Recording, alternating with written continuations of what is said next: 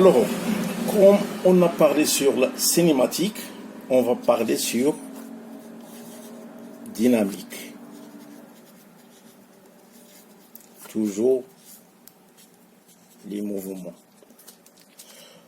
Alors, le principe fondamental de la dynamique, c'est-à-dire le principe fondamental de la dynamique, en abréviation, désigne une loi de physique mettant en relation une masse d'un objet et l'accélération qu'il reçoit si des forces lui sont appliquées. Exemple, voiture. On l'appelle aussi deuxième loi de Newton, ou bien relation fondamentale de la dynamique, ou bien on peut, une abréviation que je vais voir, RFD, relation fondamentale de la dynamique, ou bien principe fondamental de la dynamique. On peut également le voir comme découlant du principe des puissances virtuelles qui en est une formule duale. Ok? Alors, principe fondamental de la dynamique en translation, c'est-à-dire en mouvement. Il s'agit de la deuxième loi de Newton. Elle s'énonce ainsi dans un référentiel galiléen. L'accélération du centre d'inertie d'un système de masse constante et proportionnelle à la résultante des forces qu'ils ont subies. Voilà. Notre A comme le point d'objet est égal à 1 sur sa masse. OK? L'ensemble des forces I qui lui sont exercées. D'accord?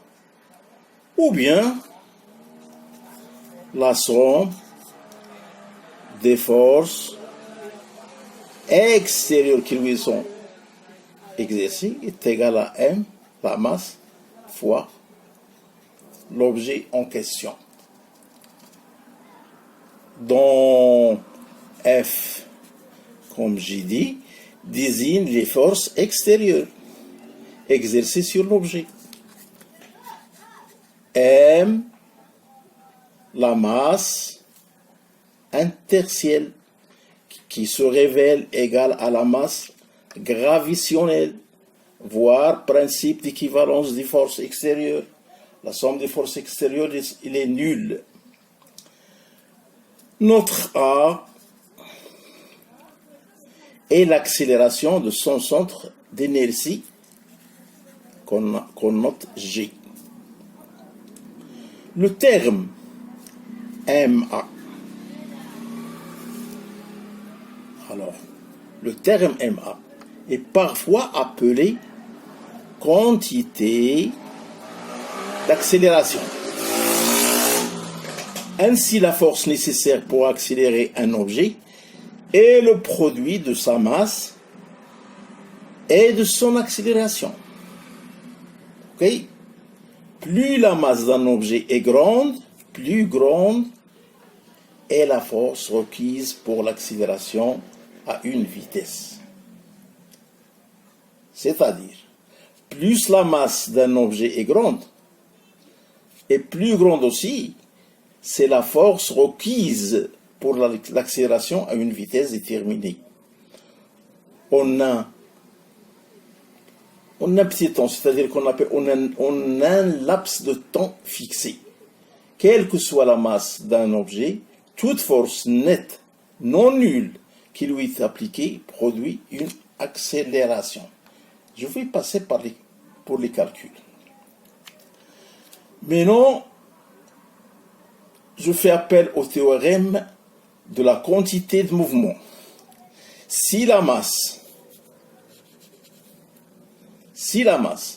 ne varie pas au cours du temps, on peut reformuler le principe fondamental de la dynamique de la façon suivante. La dérivée par rapport au temps de la quantité de mouvement d'un corps est égale à la force qui lui est appliquée. C'est-à-dire, la somme des forces extérieures est égale dérivée du poids qui est égal à mg, la masse fois A, en fonction du temps. Toujours comme j'ai dit, F désigne la force extérieure. Poids est égal à mv.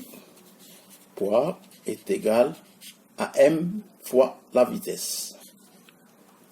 Ok?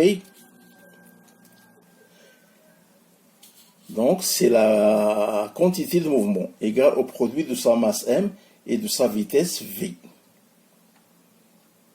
Toujours, on est d'accord. Avec Fm, avec la force extérieure est égale à moins ma, qui est égal à moins dp sur dt. Ok? C'est-à-dire, comme j'ai dit tout à l'heure, la somme des forces extérieures, toujours, est nulle. L'écriture du principe fondamental de la dynamique sous cette forme facilite la résolution de certains problèmes. C'est-à-dire, ceci constitue en cas particulier le principe de Lorentz, puisque f de x moins dp sur dt, la quantité de notre mouvement, est égale à 0,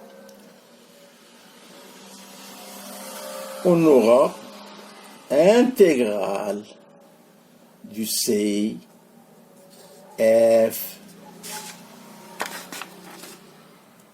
de x, ok, moins dp sur dt fois epsilon r, je vais vous montrer tout cela, x dx égale à 0. C'est le principe fondamental de la dynamique en rotation. Voilà. Ce R, c'est un mouvement de rotation. Pour un matériel en mouvement circulaire,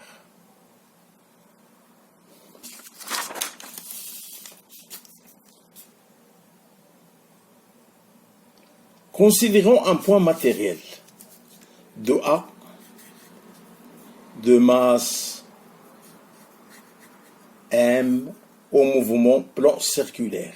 Sa trajectoire décrit un cercle et de rayon R. Le rayon, bien sûr, est toujours constant. Si l'on projette le principe fondamental de la dynamique sur l'axe tangentiel de la résultante des forces, on en déduit C égale G0 alpha. Ok? Avec F1 égale MA1, d'où F est la composante tangentielle de la résultante des forces, on en déduit C égale G0 alpha. Avec C est le moment de la force par rapport à O avec l'unité Newton mètre. D'accord? Avec C est égal à M0 F, c'est-à-dire est égal à la force fois le rayon avec G0, c'est le moment d'inertie. C'est le moment d'inertie qui est égal à la masse de l'objet fois le rayon au carré. D'accord? Et bien sûr, alpha, c'est l'accélération angulaire du point matériel, son unité en radians par s seconde carré. Voilà. C'est tout ce que je peux dire sur ce chapitre, en gros. Et à bientôt.